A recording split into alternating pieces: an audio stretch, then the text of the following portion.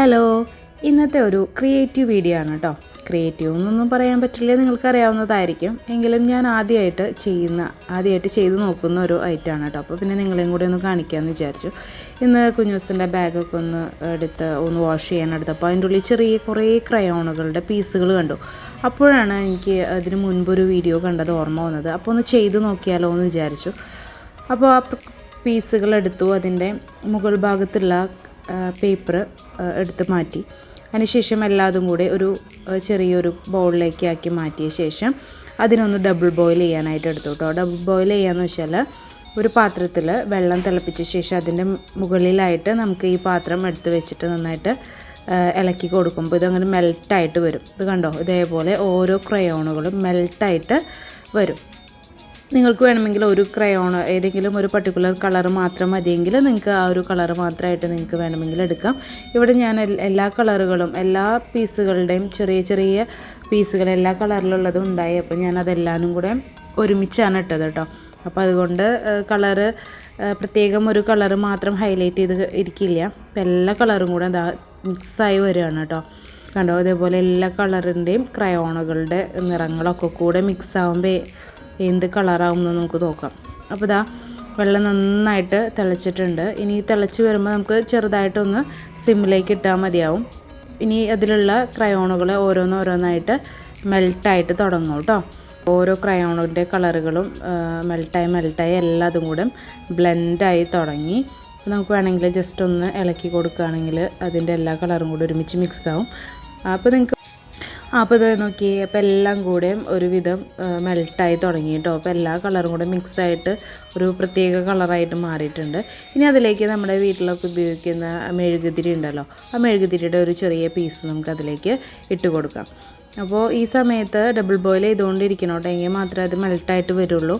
അപ്പോൾ താഴെ വെള്ളം നന്നായിട്ട് ബോയിൽ ചെയ്തുകൊണ്ടിരിക്കുകയാണ്. അപ്പോൾ അതിൻ്റെ ഉള്ളിലേക്ക് ചെറിയ പീസ് മെഴുകുതിരിയുടെ ചെറിയൊരു പീസ് അതിൻ്റെ ഉള്ളിലത്തെ തിരി മാറ്റിയിട്ട് വേണം കേട്ടോ ഇടാനായിട്ട്. അപ്പോൾ തിരി മാറ്റിയിട്ടുള്ള ഒരു ചെറിയ മെഴുകുതിരിയുടെ പീസും കൂടെ ഞാൻ അതിലേക്ക് ഇട്ടു. അതിനുശേഷം ഈ ക്രയോണും മെഴുകുതിരിയും കൂടെ നന്നായിട്ട് മെൽട്ടായിട്ട് വരണം.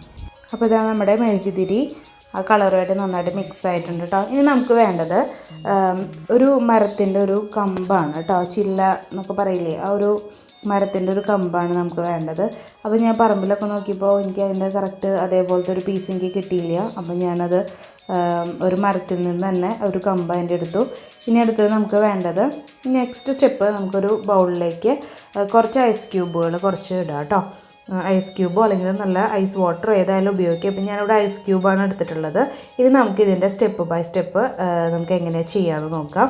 അപ്പോൾ അതിന് വേണ്ടിയിട്ട് നമ്മൾ ആദ്യമായിട്ട് നമ്മുടെ കൈ ഐസ് ക്യൂബിലോ അല്ലെങ്കിൽ ഐസ് വാട്ടറിലോ നന്നായിട്ടൊന്ന് മുക്കി എടുക്കുക. അതിന് ശേഷം നമ്മളവിടെ ഡബിൾ ബോയിൽ ചെയ്ത് വെച്ചിട്ടുള്ള മെൽട്ടാക്കിയിട്ടുള്ള നമ്മുടെ ക്രയോണും അതുപോലെ മെഴുകുള്ള വാക്സ് ഉണ്ടല്ലോ, ആ മിക്സ്ചറിലേക്ക് നമ്മുടെ 3 വിരൽ അതിലേക്ക് ഡിപ്പ് ചെയ്യുക, മുക്കിയെടുക്കുക. അതിന് ശേഷം നമുക്ക് ആ ഓരോ ചില്ലകളിലും 3 വിരൽ നമുക്കതിനെ പ്രസ് ചെയ്ത് ഒരു ഫ്ലവറിൻ്റെ ഷേപ്പിലേക്ക് നമുക്ക് പ്രസ് ചെയ്ത് കൊടുക്കുക കേട്ടോ.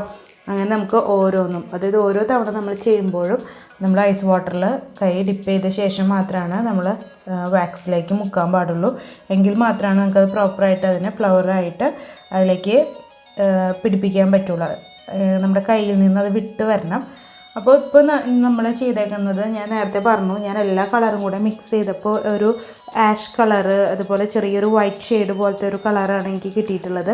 അപ്പോൾ നിങ്ങൾക്ക് വേണമെങ്കിൽ ഏതെങ്കിലും ഒരു കളറ് മാത്രമായിട്ട് ഉപയോഗിച്ച്, ഇപ്പോൾ റെഡോ അല്ലെങ്കിൽ യെല്ലോയോ ഏതെങ്കിലും ഒരു കളറ് മാത്രം നമുക്ക് ആ വാക്സിൽ യൂസ് ചെയ്തിട്ടുണ്ടെങ്കിൽ നിങ്ങൾക്ക് ആ കളറിലുള്ള ഫ്ലവർ നിങ്ങൾക്ക് ഉണ്ടാക്കാനായിട്ട് സാധിക്കും കേട്ടോ. അപ്പോൾ ഇങ്ങനെ നമുക്ക് നല്ല മനോഹരമായിട്ട് നമുക്ക് പറമ്പിലൊക്കെ ഉള്ള ഇതേപോലത്തെ കമ്പും അങ്ങനത്തെ ബ്രാഞ്ചസ് ഒക്കെ ഉണ്ടെങ്കിൽ നമുക്ക് നല്ല മനോഹരമായിട്ടുള്ള ഫ്ലവേഴ്സ് നമുക്ക് ഉണ്ടാക്കാം.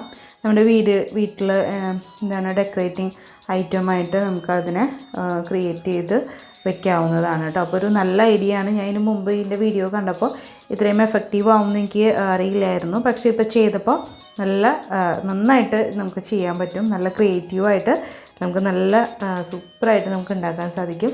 അപ്പോൾ എല്ലാവരും ഒന്ന് ട്രൈ ചെയ്ത് നോക്കുക കേട്ടോ. അതിങ്ങനെ ചെയ്തിട്ട് നിങ്ങളുടെ കമൻസൊക്കെ ഒന്ന് അറിയിക്കാം. അപ്പോൾ നെക്സ്റ്റ് വീഡിയോ ആയിട്ട് വീണ്ടും കാണാം. Bye bye.